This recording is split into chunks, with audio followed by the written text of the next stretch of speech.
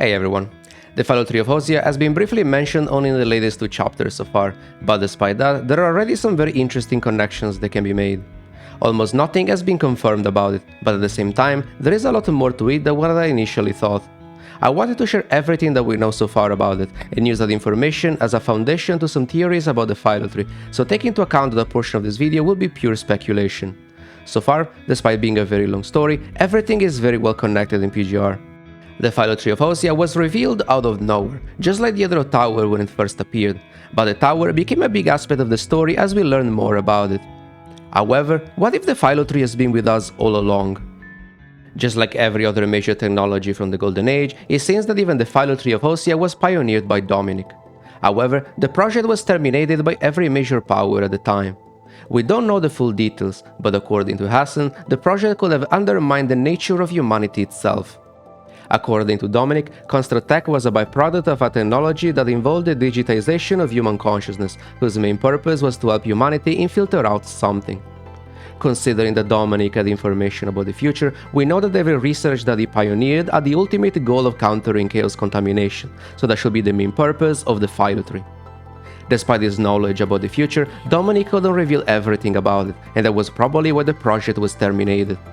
We still don't know much about Dominik's original timeline, but whenever information is sent back in time, it's usually partially contaminated. This means that sending too much information can contaminate the past ahead of time, but it might also redact certain parts of the message, limiting what kind of information can be shared. Because of this, even the Dominik of our timeline might have had incomplete information about the future. According to Hassan, the Phylotree of Ousia is directly connected to the FOS Military College, which is the institute that trains Babylonia commandants. We still don't know almost anything about it, but commandants are able to connect their consciousness to a conscious mind through their mind beacon, which I assume is some sort of device connected to their brains. It's mostly used to stabilize a conscious mind, preventing it from deviating in case of extreme fatigue, high concentration of punishing virus, or any other situation that might cause a construct to lose their sense of self. As far as we know, only commandants can connect their consciousness to constructs, which means that the Mind Beacon is a secret technology that only the FOS has at their disposal, and that seems to be related to the Phylotree. So far, we know that the Phylotree has 2 main functions. First of all, it increases the capabilities of a construct's mind, which in general should allow them to process more data. And second, its original purpose was to filter. As I said before, its filtering purpose should be related directly to the chaos contamination, and we know that this can be achieved by being able to process a vast amount of data. After all, the punishing virus itself is a concentrated form of multidimensional information, so being able to process it can allow a construct to acquire that information without being infected by it. We already have multiple examples of this. Bianca's Phantom Tracer was developed with that purpose in mind. Lee's hyperreal frame has a vast computing power and is fully immune to the punishing virus. Lucia's pirate frame can absorb the punishing virus to power up her core. However, this concept goes beyond that. Tabula Casha is a digital space with a vast amount of concentrated information, and since it shares similar properties to the punishing virus, this digital space can be used to counter it. It's the reason why Chu was able to reshape a new frame through Tabula Casha, just like Luna is able to reshape her own frame through the punishing virus. And in a way, that's what happened to Teddy's frame in the latest chapter. That said, just having a vast amount of computing power is not enough to counter the punishing virus, otherwise super AIs like Gestalt or Washu should be fully immune to it, but as we've seen, that's far from the case. In contrast, awakened machines are immune from infection, but so far we don't know exactly why. Supposedly, Nanami was the very first machine to awaken, developing self-awareness. In comparison to any other mechanod, she didn't even know that she was not human at first, and she realized it only after being attacked by Corrupted following the punishing outbreak. In a way, we can say that awakened machines develop their own consciousness, which pushes them apart in comparison to AIs that are still just a pure program. We could compare their consciousness to a construct's mind, since that will also be a digitized version of their original consciousness. Also, a mechanoid like Jetavi was made utilizing human consciousness as the original template, so there is a possibility that even other awakened machines are somewhat related to human consciousness, even if not exactly to that extent. After all, Nanami and awakened machines in general are also something that Dominik had attempted to develop, a last resort to preserve something about humanity in case humans were unable to survive the punishing virus. That said, What's the connection between awakened machines and the Phylotree of Ousia? Wheel of Fortune, an awakened mechanoid of the Church of Machina, is currently working with Aisling. We know that Aisling can sense something about the Phylotree, since she perceived Babylonia from the surface without even knowing about its existence. They collaborated with Yanzhen to attack Babylonia, and their objective was to retrieve the FOS section, which is directly connected to the Phylotree. Aisling herself appears to be like a newborn consciousness, somehow tied to the Phylotree, and this could also justify her obsession with Liv, since her newest frame had been created using a dataset from the Phylotree. We still don't know much about the relationship with the Wheel of Fortune, but there is another possible connection between the Phylotree and the awakened machines. We just learned that the frames that were supposed to be developed through the Phylotree of Ousia were called Sefirah frames. Assuming that this is inspired by the Sefirah, which resembles the symbol of the Phylotree, awakened machines could have an important role in it. Now, I could be very wrong about this since I'm far from an expert in this topic, but based on my very limited research, the Sefirah has also been used as a foundation for the tarot cards.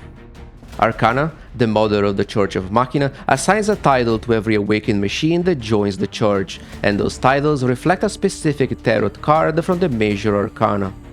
Wheel of Fortune is one of them, but just to name a few others, Haikma is the Hierophant, Veronica is Justice, Schultz is the Emperor, Anin is the Handman, Cervantes is the Tower, and so on. However, these titles are supposed to represent the paths connecting the various spheres, while the Sefirah are supposed to be represented by the constructs of the Phylotree. For example, Teddy is supposed to represent the Foundation, but in the case of Liv, we don't know what the role is supposed to be. According to Asimov, Liv's mind was the only one that showed some compatibility with the Phylotree of Ousia dataset that they used for her new frame. However, why would their mind be so different from any other Babylonia construct? And why was Teddy's newest frame still related to it? According to Hassan, the Phylotree of Ousia consisted in two separate schemes, and it seems like Liv and Teddy's frames belong to different ones. Still assuming that the Phylotree is inspired by the Sefirah, there is another possible connection to this. The Sefirah is also known as the Tree of Life, but it has a counterpart, the Klipot, which is the Tree of Death. This could represent the two different schemes of the Phylotree of Ousia mentioned by Hassan. However, if that's the case, Teddy shall be part of the Tree of Life, since she is supposed to represent the Foundation. But that means that Liv will be part of the Tree of Death. Now, this might be a massive stretch, but what if the scheme of the Phylotree, which represents the Tree of Death, was infected by the punishing virus during the outbreak? If that's the case, the scheme of the Phylotree could be the Ascension network itself. It could explain why Kurono knew about it very early on, and why they were so invested in it, since it could have been something that they had researched even before it had been infected. One of the spheres in the Tree of Death is also named Lilith. Obviously, this could be just a coincidence, since it's a name that reflects many other things, but it's important to point out that Lilith is a fairly strong Ascendant. First of all, she became an Ascendant almost on her own, without being supported by an agent, which is a status that not many Ascendants will be able to retain without the help of an agent. It's the reason why Vonnegut has sent Lidos, Voodoo and Teasel to join Luna before leaving, but Lilith doesn't need that kind of support.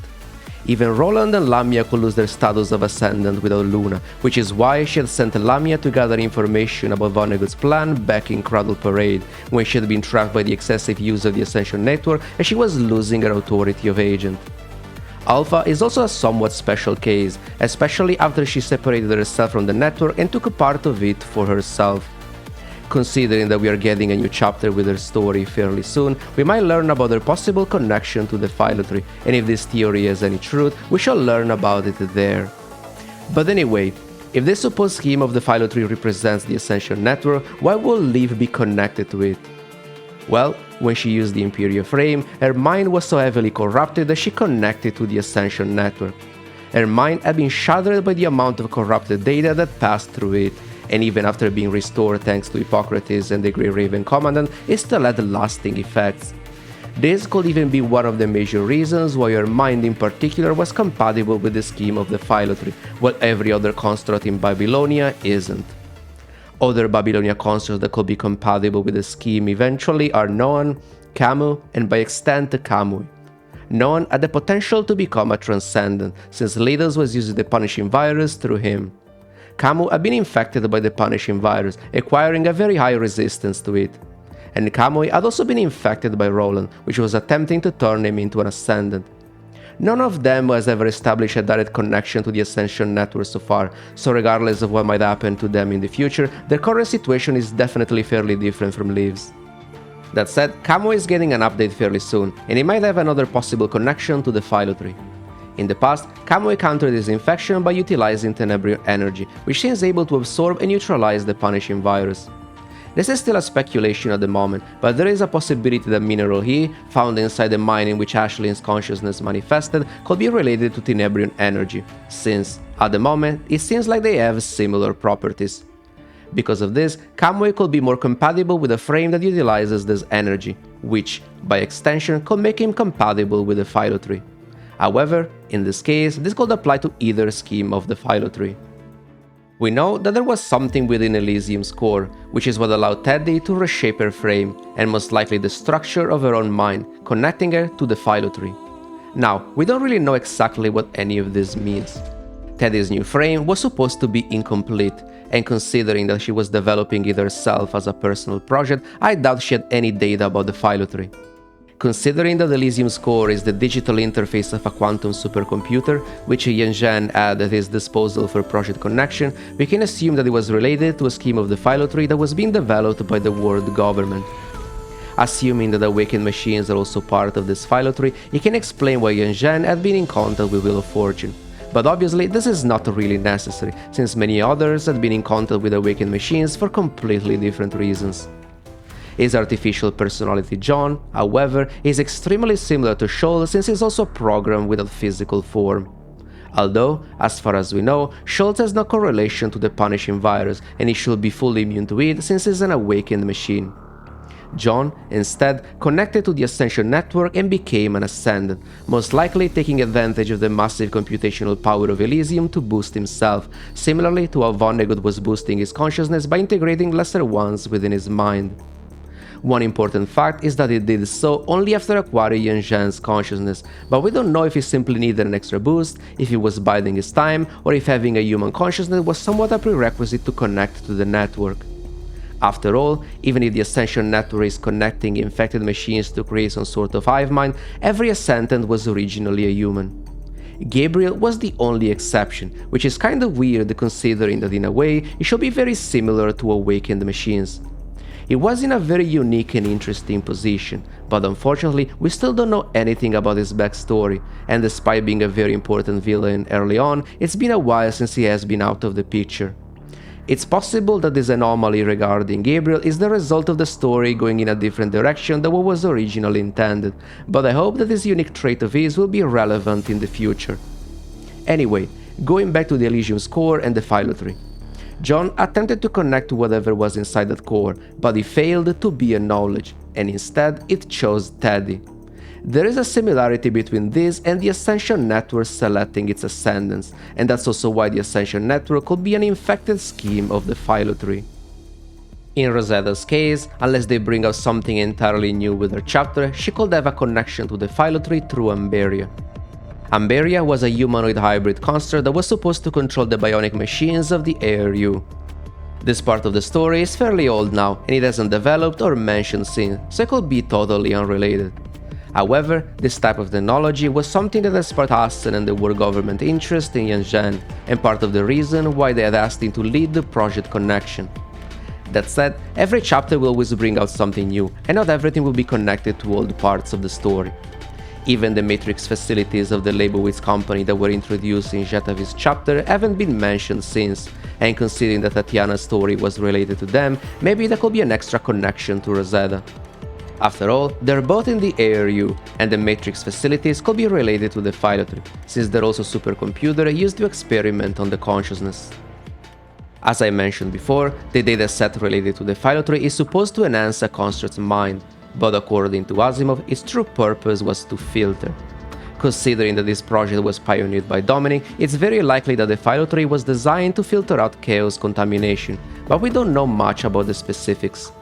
When the Hedero Tower first appeared in the previous timeline, the chaos contamination affected only humans, making most of them go insane or evoking an intense sense of dread. However, constructs were mostly fine unless they were connected to an infected mind beacon. Because of this, it's possible that the Phylotree of Ousia was supposed to establish some sort of network between humans and constructs. Humans will provide mind stability through their mind beacon, while constructs will be able to filter out chaos contamination through their enhanced consciousness. However, there is something else whose purpose has always been about filtering, something that we have known since the very beginning of the story, and that's the Ascension Network. This type of filtering is obviously fairly different, and that's why it could be a corrupted scheme of the Phylotree. After all, its baseline purpose is still similar. Select and assist individuals that can resist the infection, which requires having a strong consciousness. Even if we didn't know to what extent, PGR's story had always been about developing a stronger consciousness. From the very first chapters, having a stronger mind is what allowed constructs to better resist infection from the punishing virus. A strong mind is what allowed infected constructs to retain their sense of self and connect to the Ascension Network, becoming Ascendants. It's what allowed Luna to be chosen as an agent of the Ascension Network. It allows constructs to acquire specialized frames without disrupting their mind, preventing deviation. However, this goes beyond the constructs. After all, their mind is a digitized form of their original consciousness. A stronger consciousness is also what allowed the Grey Raven Commandant to connect with Luna, resisting the heavy infection that would have killed most people. Merging consciousnesses together can produce a stronger one, and this process can be used to boost your own as long as you're able to maintain control over the others, which is exactly what Vonnegut did to achieve his status of agent. A stronger consciousness can be used to give birth to powerful Hedero creatures, and that's also why Vonnegut used the Grey Raven Commandant to create chaos. A stronger consciousness can allow you to control the Hedero Tower, and more broadly, is what can allow you to process multidimensional information and become a higher being. So, in essence, the Phylotree of Ousia could be a way to make humanity ascend into higher beings. In the latest chapter, Teddy interacted with a future version of herself, and we knew already from Lee and Ami that having access to vast computing power can allow a consciousness to breach dimensions. Also, if the Ascension Network is truly a corrupted scheme of the Phylotree, it would explain why Hassan is very reluctant in sharing information about it, especially considering Kurono's involvement. Commander Nicola, formerly from Kurono, knows about the Phylotree. Collins has always been obsessed with studying the Ascension Network to make humanity ascend. Kugawa Kurono researched mind fusion to create a stronger consciousness, and then attempted to connect with the Ascension Network himself. Vonnegut had deep relationships with Kurono since the Golden Age, and he founded many of their researches. Keep in mind that everything that has been pioneered by Dominik is a piece of the puzzle. Zero-point reactors, Inver device, Gestalt, Tabula Kasha, awakened machines, and so on. The Phylotree could be the bigger piece that could connect most of them, but eventually each piece will have to converge to provide a solution to the punishing virus and its more dangerous variants. There are probably many other connections to the Phylotree, but this is all that I could come up with at the moment. As I said before, some of this is mostly speculation, since almost nothing has been confirmed about the Phylotree so far. Honestly, most of these assumptions started with Ansel simply mentioning the word Sefirah in relation to Teddy's frame, so I didn't even realize some possible connections until I started to write down the script of this video. Any of this could be confirmed or completely destroyed as we learn more about the Phylotree in the future updates, but regardless, I enjoy the process of connecting dots, even if the actual story might connect them in a completely different way. Let me know what you guys think in the comments. As usual, thank you for watching, and I'll see you in the next video.